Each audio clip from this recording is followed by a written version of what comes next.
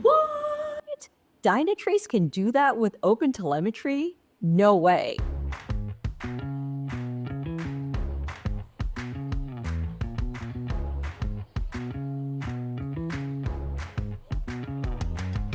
Hello, and welcome to the latest episode of Dynatrace Can Do That with OpenTelemetry. I know it's been a while since we've done an episode. It's our first episode of 2026.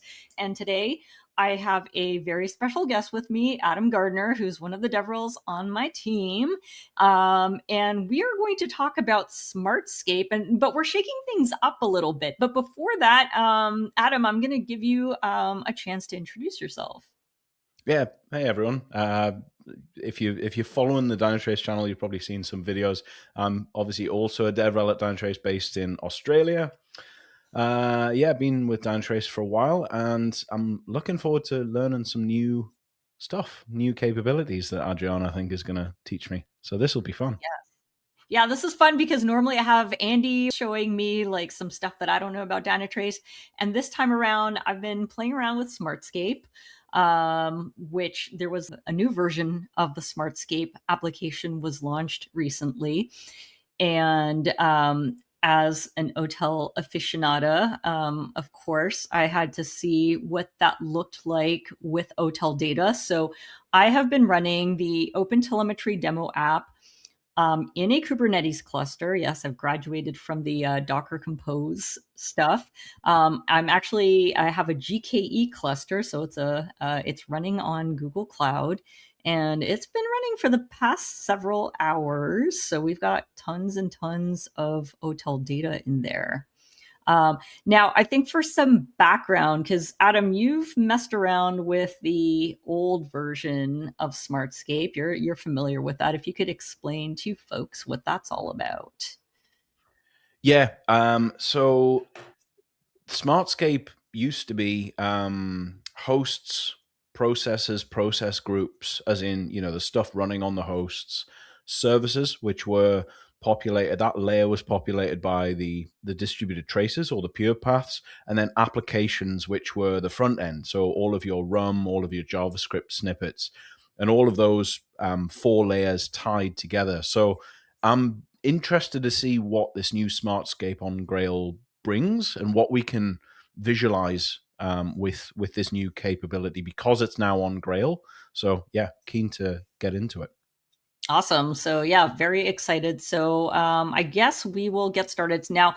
What I'm going to let me first show my my Dynatrace environment. This is the Dynatrace landing page, and as Andy taught me previously, if I want to get to Smartscape, I do a Control or Command K and type Smart, and here we go. And this is the new Smartscape app. See, it's got a different icon. It says new as opposed to the Smartscape Classic. So this is the new one that we want to go to. And this is the main landing page for Smartscape. Now, as I said, I do have the OpenTelemetry Demo App running on Kubernetes.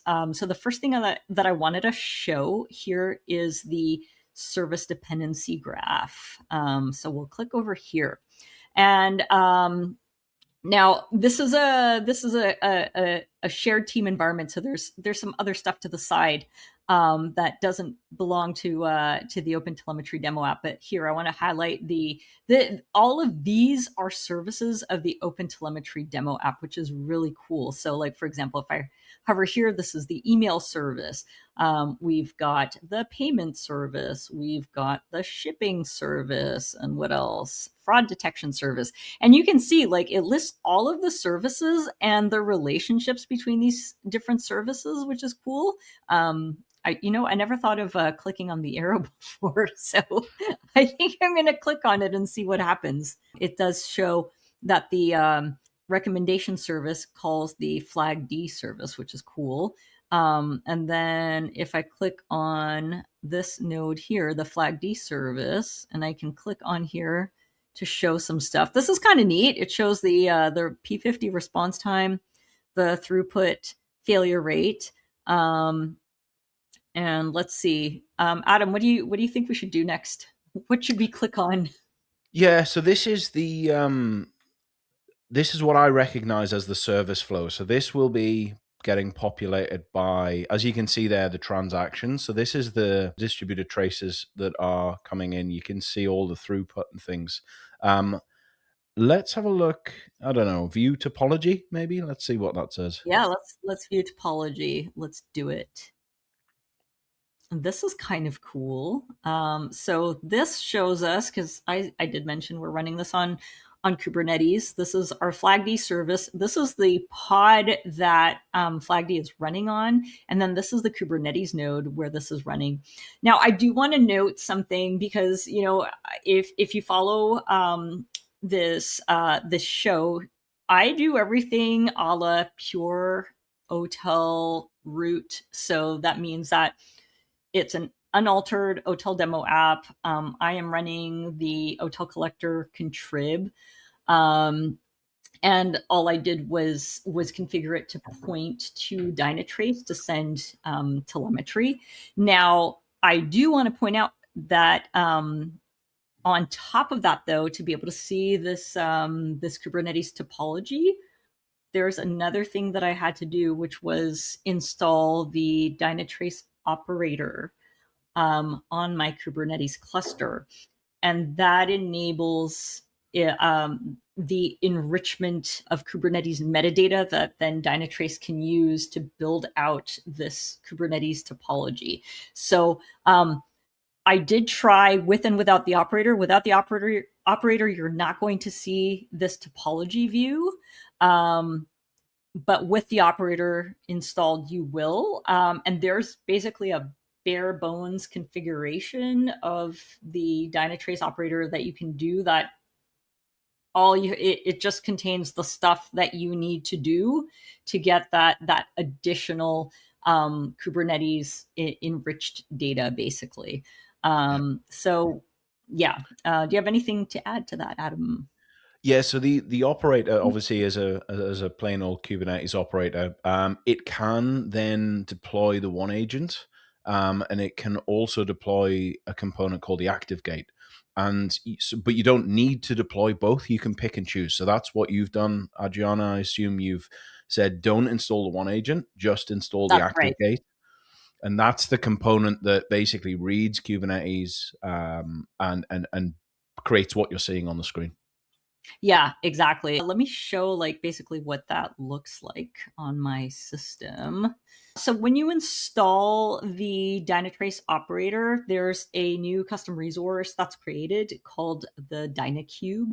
And this is my DynaKube configuration. It's like basically a bare bones DynaKube configuration. It's basically what is the most minimalist configuration of this Kubernetes resource that I need to just enrich my Kubernetes resources with the additional data, so then that can be passed on to Dynatrace. Which my understanding that enrichment happens with the active gate. So the Dynatrace operator installs an active gate.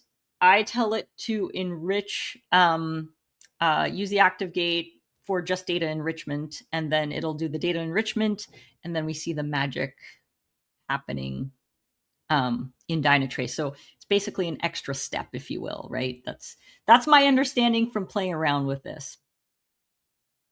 So the things that you need, I would say, so first of all, you need your Dynatrace URL, and it's this is my tenant ID over here .live.dynatrace.com, and then you need this /API bit.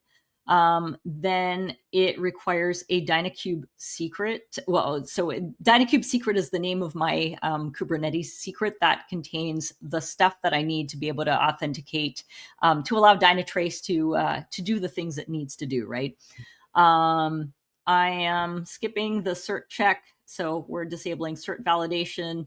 I don't need any fancy stuff, so I've disabled Istio. I do want to do metadata enrichment, and then in the ActiveGate, the capabilities. Kubernetes monitoring is the one that I care about. Adam, you were saying that I actually don't need this routing thing, this routing capability. Yeah, that one's if you decide to deploy the one agent, then the one agent defaults to a direct to Dynatrace connection. So one of the capabilities of the ActiveGate is to kind of bundle traffic, compress it, encrypt it, and then send it off. So that's basically what that flag is doing. It's not going to make any difference. It's not going to have any effect in your cluster because you don't have the one agent. Got it. Yeah, and like I said, like you can see a lot of the stuff is like commented out. I kept the fields just just for the purposes of showing like you can do a lot of stuff, but I also want to show like for a very minimal, like the most OTel pure way of getting that Kubernetes enrichment is with these configurations. I also wanted to show really quickly. I'm going to show my canines because, as I mentioned, like there's this DynaKube secret, right?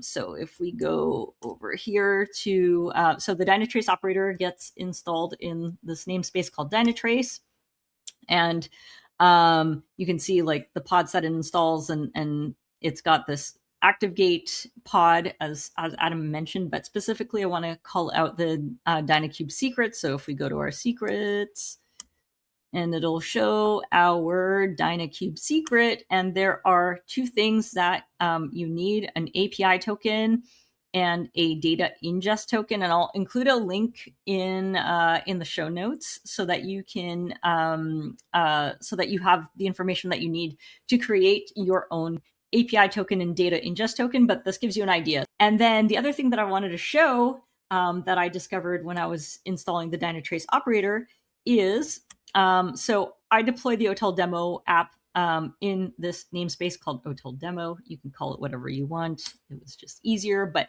if you look over here, for example, if we look at the checkout service, it has this Dynatrace operator init container, so that gets injected before your as part of the startup process for your container. So it does this init container for like all the pods in your Kubernetes cluster, unless you tell it, no, I want it to be limited to a specific namespace. There are various flags in that DynaKube where you can say only this namespace, only these pods, whatever conditions you want. Oh yeah, the namespaces which should be injected into. If unset, all namespaces will be injected to. Namespace selector has no effect on host monitoring or classic full stack. So yeah, if we specify the namespaces, then it'll just do it for those namespaces, which is cool. So do it for just the stuff that applies. Let's go back to our Smartscape. So I'm just going to go here. If I click on Smartscape here, then I can go to the Kubernetes overview. This is the OTel Demo is the name of my cluster, and this actually comes from a configuration in my DynaKube. Let's go back to DynaKube. Oopsie. And if I do search for OTel Demo, yeah, it's this annotation here that it injects. So then that's where it's pulling it from, is it's pulling OTel Demo from this annotation, and it's using that when populating the Smartscape. So if we go back to our Smartscape, then we should be able to, we see that, right? OTel Demo. So this is our Kubernetes cluster for this. If you had more Kubernetes clusters, they would show up here. So this is one I think that Andy might have created because it's his environment. So yeah, this is the OTel Demo cluster, and you can see like all the different namespaces in that cluster. You see the Dynatrace namespace, right, for the Dynatrace operator, which is cool. And then, but of most interest here is the OTel Demo, where we see these are all of the different pods that are running, which is super cool. So we're looking at the OTel Collector. This is showing the stateful set, it looks like. If you click that and say View Topology, just click the OTel Collector. There. Yeah. Oh, there we go. What happens if we click here? Can I go back to other stuff? Click to view actions. Dun, dun, dun. What happens if we isolate? learn as we go along. Oh, dang. That's cool. Neato. That's so interesting. Deployments, replica set. No, we had a stateful set, right? That's what we want Yeah. to see. Where is our Oh, it's stateful already set? open. It's the big box Oh, there. oh yeah, of course. Derp. Can we see anything else? What about that horizontal vertical selector on the left there? Traverses the topology to display the full stack. And then what does horizontal say? Oh, how interesting. So then that means that if we were to look at our topology here, we probably wouldn't see necessarily an OTel collector on here, because I think it's a service to service call. And I guess Yeah. in the scheme of things, the OTel collector is not a service that's being called per se. It's not part of this application. I guess it's like peripheral to it, right? Yeah. I guess that's why we're seeing it that way. Um, one thing that I think is kind of cool too. So like I wanted to point out like this response time and the throughput and the failure rate. These are all like things that we see. Ooh, cool! You can copy value. These are all things that we see in the services app. So if we open that, if we do a view service, we should see dun dun dun. We see response time. We see their failure rate. It's cool that it opens up the related service. Yeah. One of the questions that gets asked a lot is, well, imagine you just landed on this service from somewhere else. What is Yeah, calling it? Like how? So if you scroll to the bottom there, you'll yeah. see the incoming Oh services. yeah, So that's yeah, basically where yeah, the transactions are coming from to Flag D. yeah. I do like that. I think that's really cool that we have that. What's one where actually, if we go back to our diagram, So like, let's see. How about recommendation service? I feel like there's some action going on here. yeah, there's things The going service. into, if you look at the In and direction of the out. arrows, in and Yeah, out. yeah, yeah. So at the bottom there, we should see We should see both the both. incoming Yeah, and the outgoing. That's pretty yeah, cool. Yeah, that's really cool. And then also, if we click on infrastructure, we are able to see this. We see the same information here. And then the other thing that I wanted to mention is because there's also like the Kubernetes app, right? So if I opened up the Kubernetes app, ooh, and there's a new version of the Kubernetes app. Look at that, fancy. If we open up the Kubernetes app, then I would assume we should see similar things. So if we go to clusters, let us, where do we, oh, here's our OTel demo cluster. And ooh, it's got some like cool metrics here, CPU and memory, pods that are running, nodes, workloads. That's kind of cool. Is there anything I should like? Any other stuff that I should poke around in here in the Kubernetes app? yeah. I think the thing to highlight here is it's obviously all the same data. It's just represented in a different way, which might make sense if you're an architect looking for, if you've just ran a load test or whatever, and you want to double check that things aren't being called or things are being called. Smartscape's great because you can see that, the calls going into and out of. But this is more of an SRE. Show me my cluster, my namespaces. You've got some vulnerabilities there. So it really just depends which one you pick. Depends on how you feel comfortable interpreting the data. But you can Yeah, drill that's down actually from here pretty into the cool. namespaces and get to the pods and all kinds of things. Oh yeah. Let's see. Where did it? Oh, what happens if I click here? Dun dun dun. That's cool. This is really nice. This is kind of similar to what some of the things that at least to a certain extent, I see on my K9s. Like you can see, I've had in general, like this cluster has been up for 4 days and 7 hours, but the OTel demo namespace has only been running for the last 6 hours.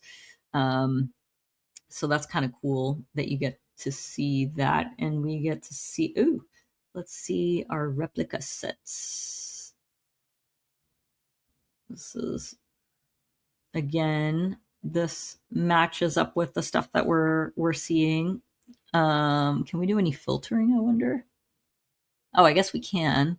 Let's see. Can we do namespace? Namespace equals OTel demo, and it's so polite of it to fill that out for us, and then update.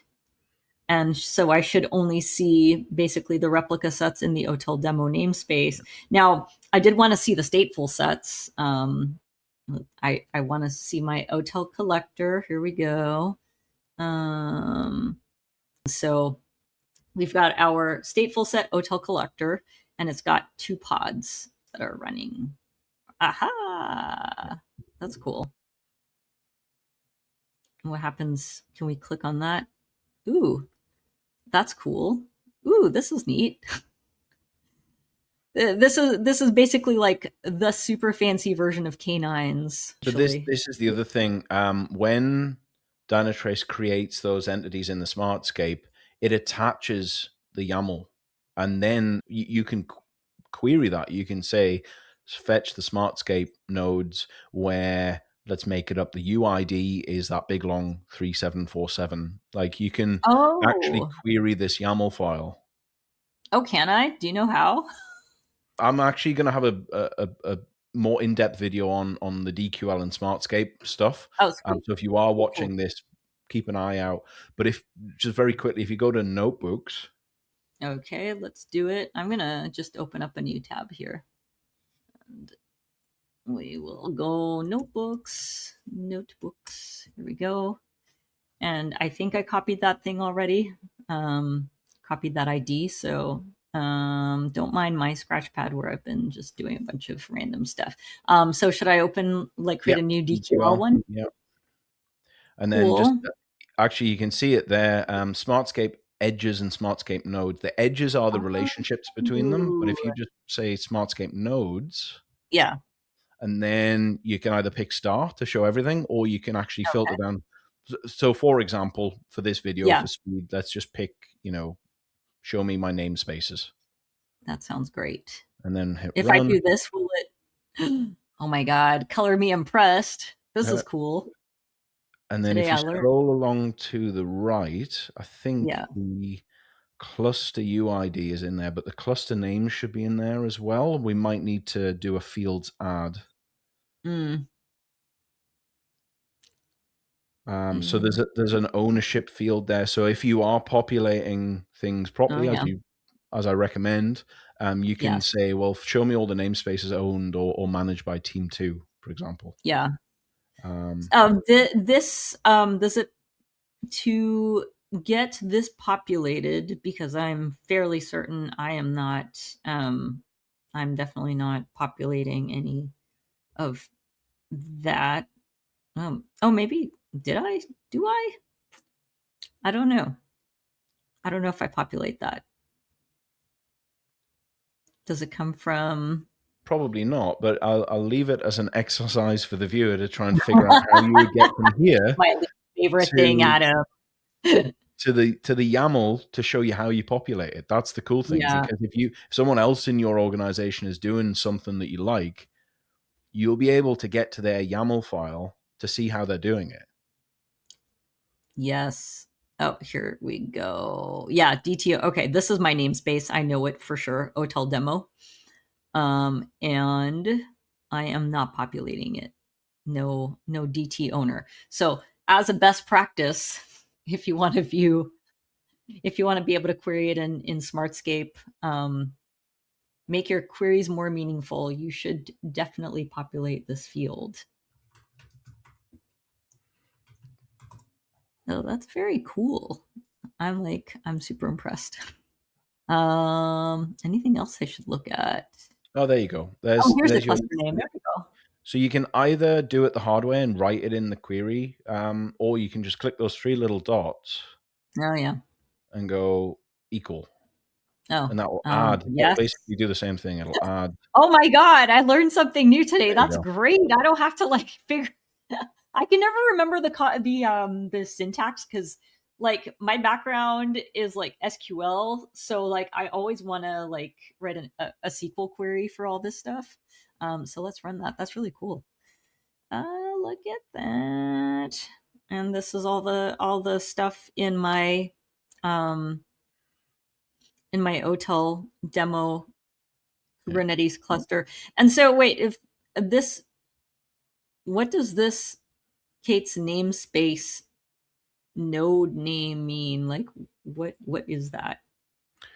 So every basically the active gate is on your cluster looking at all the stuff conceptually, and it says, Yeah. "Oh, I've got a new namespace, so I'm going to create a thing, an entity in Dynatrace on the platform called K8s underscore namespace, and I'm going to populate it with all the metadata that I can find about the namespace, and then Oh, because we're so querying the Kubernetes API, we know what's running in the namespace. So the thing I haven't got into here is actually you saw it on the Smartscape where it says like the pod runs on this blah blah blah, the edges, the relationships. So you can yeah, yeah. actually We can query and let's drill through to say, show me, what's running in the namespace, or right.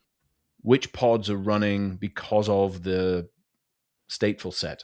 You can do basically Oh, that's you so can do cool. everything you can do here and a lot more in DQL. This gives you like that really nice visual of like the different nodes, the edges, the relationships, Yeah.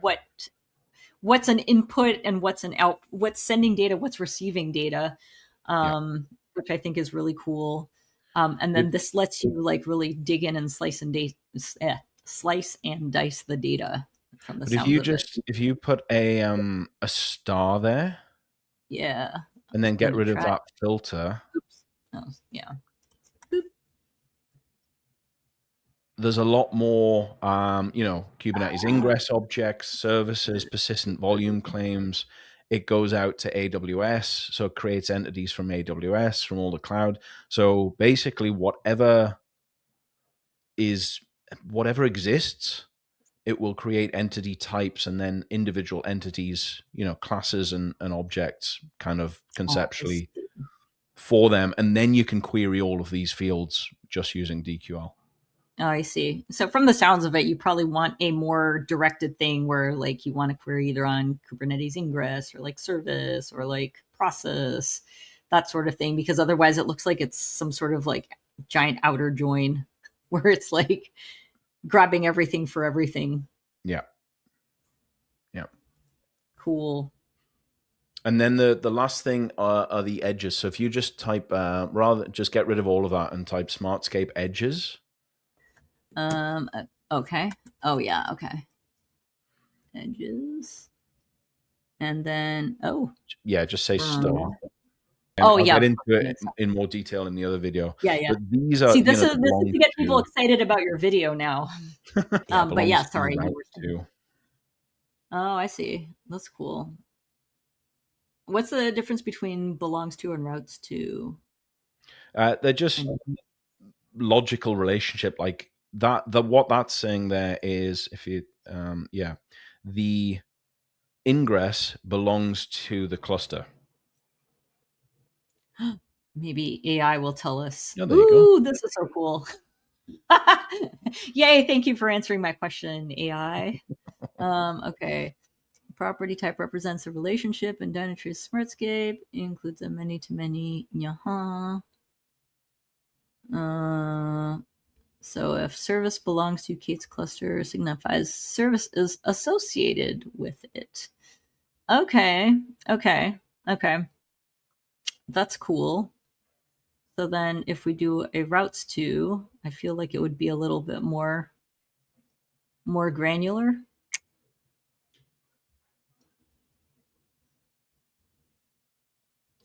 Uh, has a network route to another entity.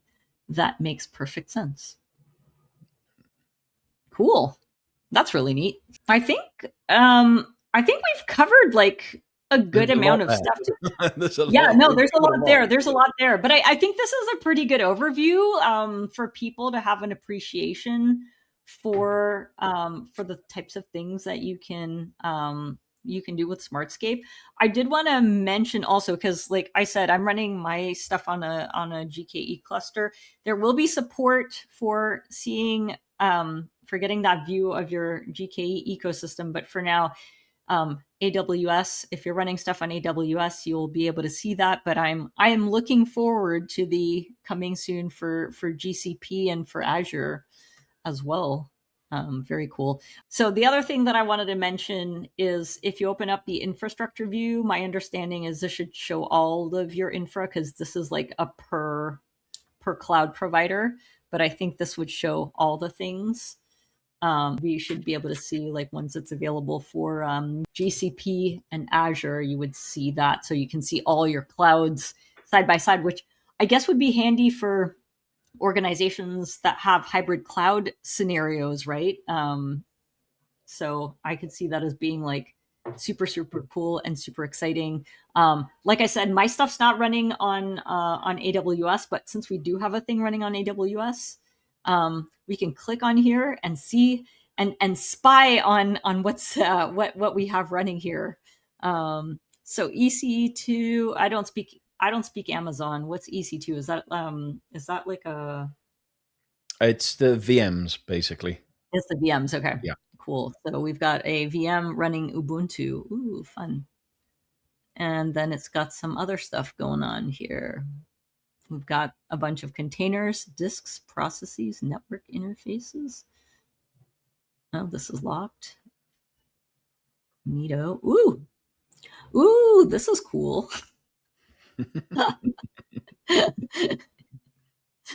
Find the delight with me as I experience this for the first time.